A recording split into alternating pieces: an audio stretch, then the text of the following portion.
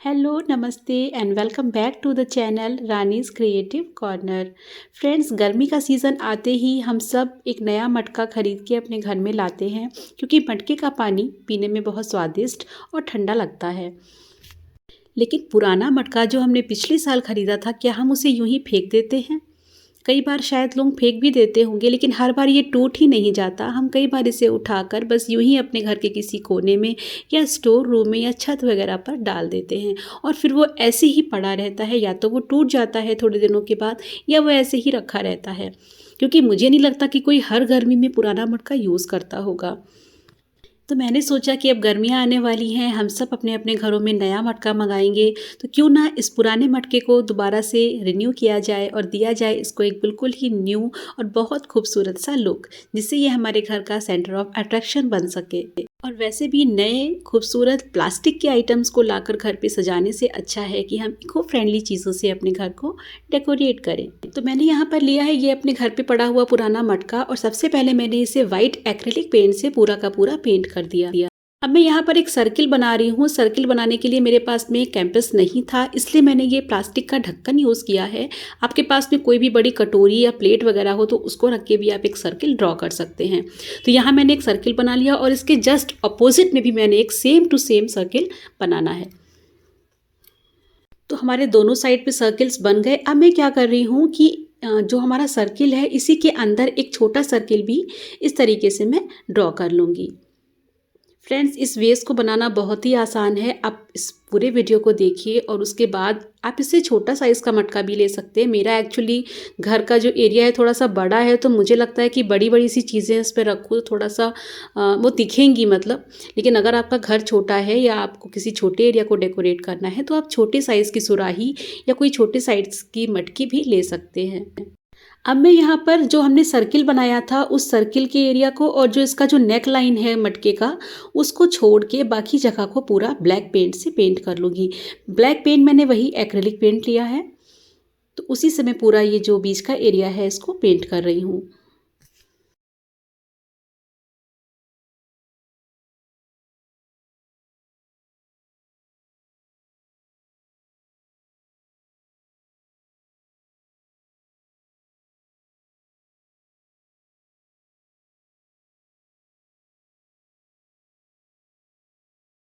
अब ये जो आपने सर्किल का एरिया छोड़ा था, इसको मैं येलो कलर के फैब्रिक पेंट से पेंट कर रही हूँ।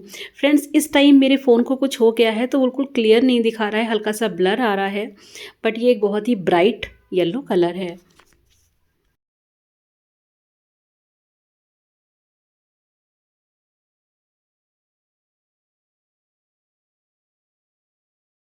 और जो हमारा दूसरा वाला सर्किल था, उसको भी मैं सेम येलो कलर से पेंट कर लूँगी। तो यहाँ पे हमारे दोनों सर्किल और ये जो ऊपर का नेक लाइन का एरिया है इस मटके का, जो हमने पहले छोड़ दिया था, इसको भी मैं बीच का जो इसका पार्ट है उसको भी मैं येलो कलर से पेंट कर लूँगी। ऊपर की जो मोहरी है मटके की, वो मैंने छोड़ दी है। तो देखिए, अभी ये हमारा कुछ इस तरीके से दिख रहा है। अब जो भी हमें इसके ऊपर डिज़ाइन बनानी है, वो पहले मैं रैंडमली पेंसिल से थोड़ी सी ड्रॉ कर लूँगी, जिससे कि हमको पेंट करने में आसानी रहे। अभी आपको समझ में नहीं आ रही होगी, बट जब मैं इसमें पेंट लगाऊंगी तो आपको ये क्लियरली विजिबल हो जाएगी।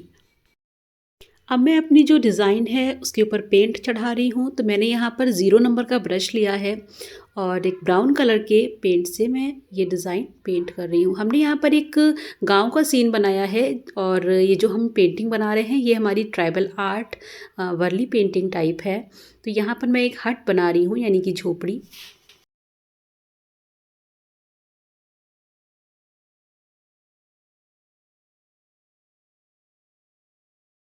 तो इस तरह से कोई भी डिज़ाइन हम इसके ऊपर बना सकते हैं जो आपको अच्छी लगे। इसके ऊपर हम हाथी वगैरह भी बना सकते हैं, राजस्थानी कठपुतलियाँ भी इसके ऊपर बहुत अच्छी लगेंगी, या फिर मधुबनी पेंटिंग भी इसके ऊपर इस तरह के बेसिस के ऊपर बहुत सुंदर दिखती है। तो जो भी आपको बनाने में आसानी हो, आप उसको गूगल करके उसकी पिक्चर निकाल लीजिए और फिर उसी को देख के आप बनाइए। ये मत सोचिए कि हम इसको नकल करके बना रहे हैं, क्योंकि आर्ट एक इमिटेशन होती है, यानी कि कला एक नकल है। डिपेंड ये करता है कि आपने उस नकल को कितने अच्छे से किया है।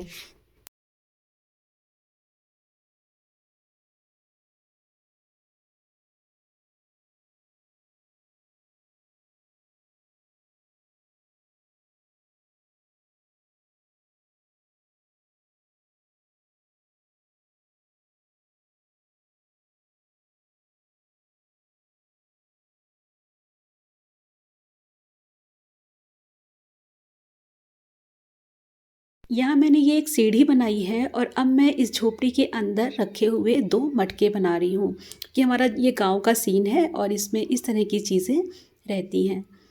झोपड़ी है, सीढ़ी है और अभी ये 2 मटके हैं। आपको थोड़ा सा समझने में आसानी हो इसलिए मैं इन चीज़ों को एक्सप्लेन कर रही हूँ। फ्रेंड्स, आप ये बिल्कुल भी मत सोचिए कि आपसे इतने अच्छे से ये सब चीज़ें नहीं बन पाएंगी। आप बनाइए और जैसा भी वो बनेगा, बनने के बाद सब कुछ बहुत अच्छा लगता है।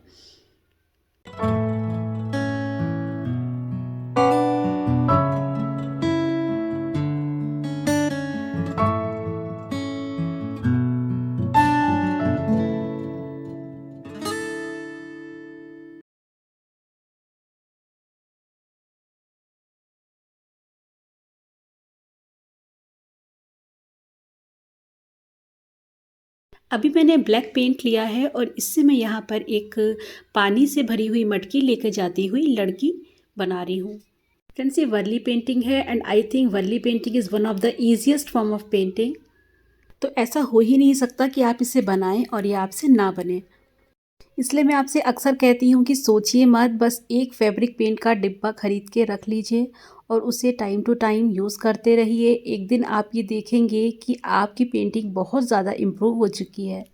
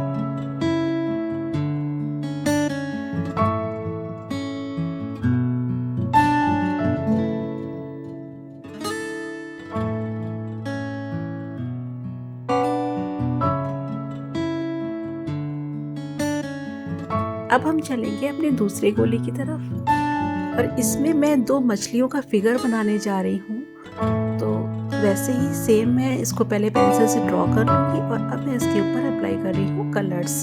फ्रेंड्स, ये एक मधुबनी स्टाइल की पेंटिंग में यहाँ बना रही हूँ जिसमें 2 मछलियाँ एक दूसरे के अपोजिट डायरेक्शन में तैरती हुई यहाँ पर दिखा रही हूँ।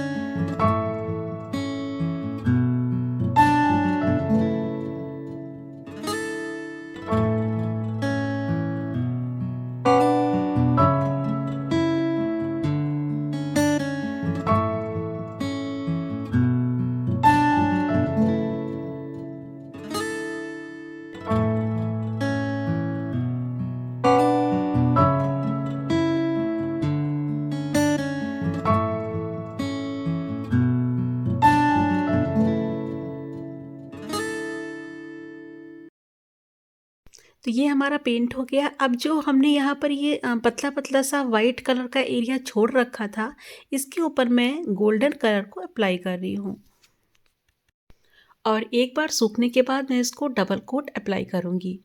फ्रेंड्स, ये ऐसे दिखने में तो हल्का सा समझ में आ रहा है, लेकिन जब ये गोल्डन कलर सूख जाएगा तो ये बहुत अच्छे से गोल्डन इफ़ेक्ट लेकर आता है।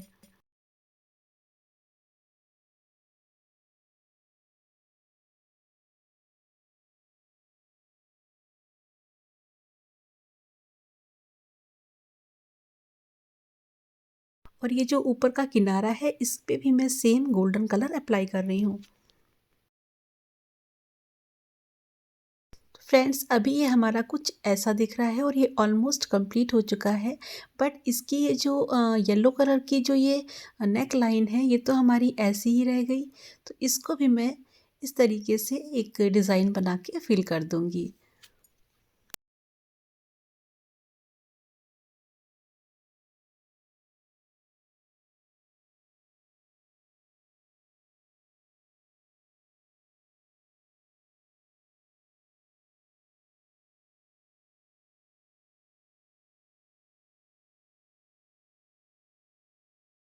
तो फ्रेंड्स, ये हमारा एक प्लांटर के जैसा बन के ऑलमोस्ट रेडी ही है। लेकिन जो एक सबसे इम्पॉर्टेंट चीज़ है वो है क्लियर वार्निश। फ्रेंड्स, इसके ऊपर इसके कलर्स को प्रोटेक्ट करने के लिए क्लियर वार्निश का एक कोट करना मत भूलिएगा।